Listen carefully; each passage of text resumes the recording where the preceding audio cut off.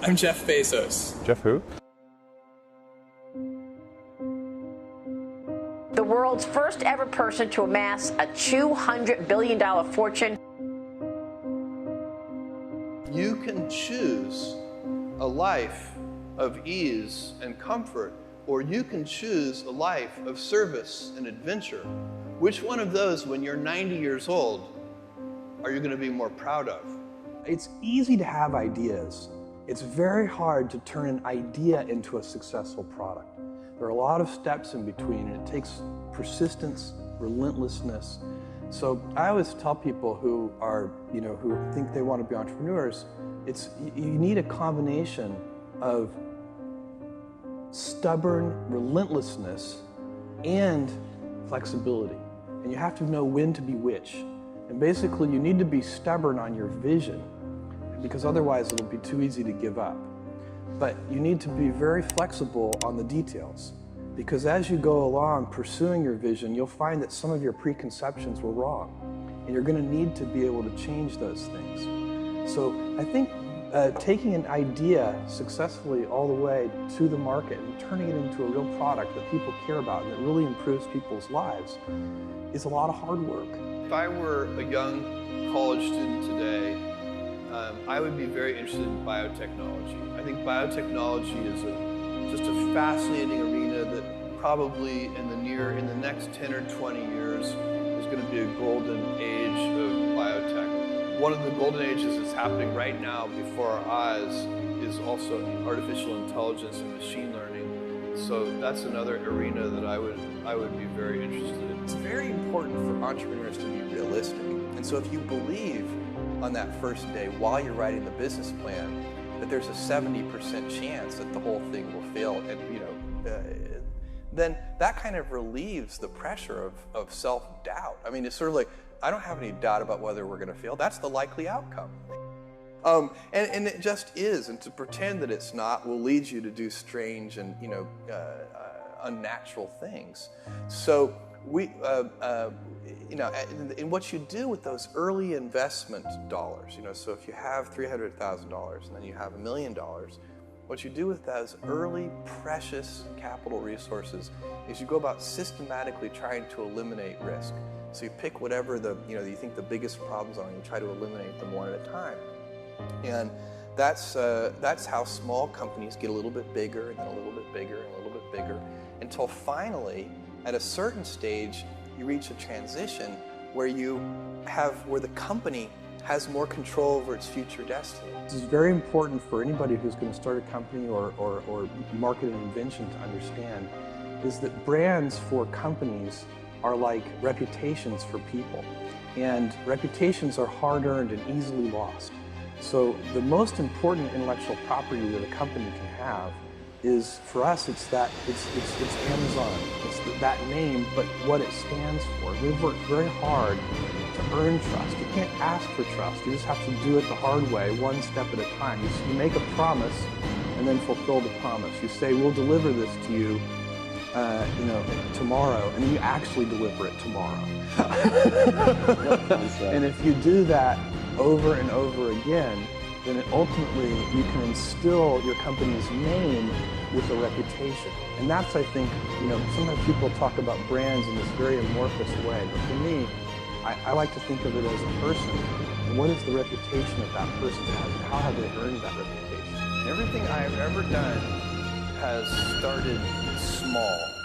Amazon started with a couple of people, and Blue Origin started with 5 people, and the budget of Blue Origin was very, very small. Now the budget of Blue Origin approaches $1 billion a year, and next year it'll be more than $1 billion. And Amazon, it literally was 10 people. Today it's 500,000 people, but it's hard to remember for you guys, but for me it's like yesterday. I was driving the packages to the post office myself, and hoping one day we could afford a forklift.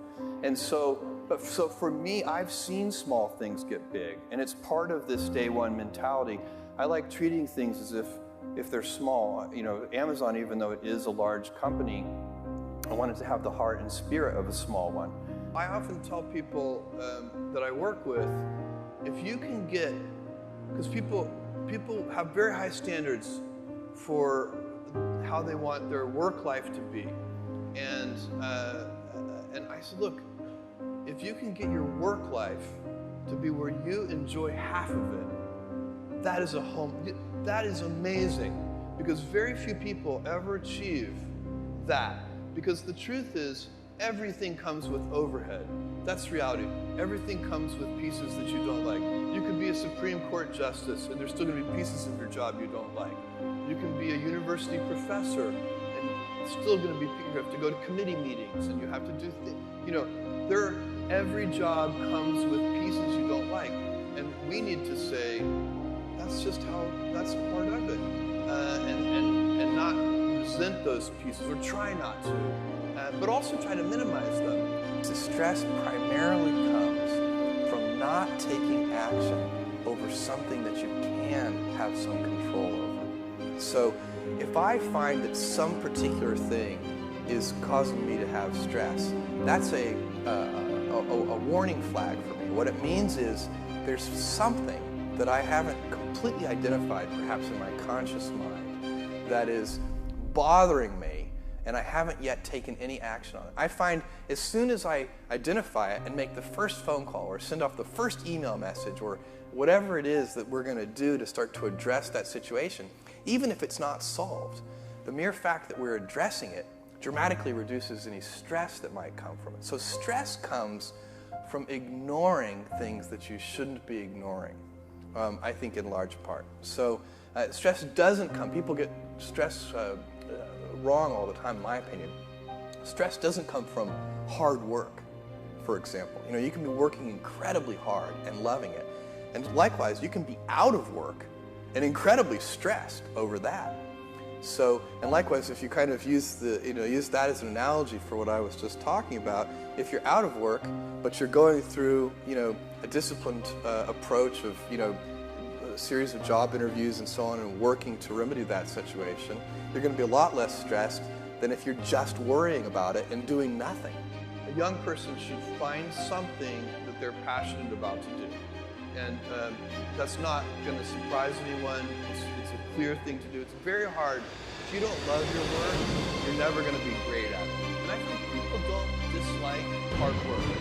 What people dislike is being out of control. Like, they can't control their life. They can't control their environment. This happens to me when I get overscheduled. I hate being overscheduled. I want some time to be able to think and free myself. We all have the same amount of time in the world. Nobody has more time than anybody else. And when you become a very successful person, one of the things you certainly get overscheduled. And so you have to guard your time and try to stay a little bit flexible. So that's, for me, it's not a waste of time, but I like to have some freedom of movement rather than having every minute of every day scheduled. I actually don't like Plan Bs. I find Plan Bs they defocus you from Plan A. Plan B should always be make Plan A work.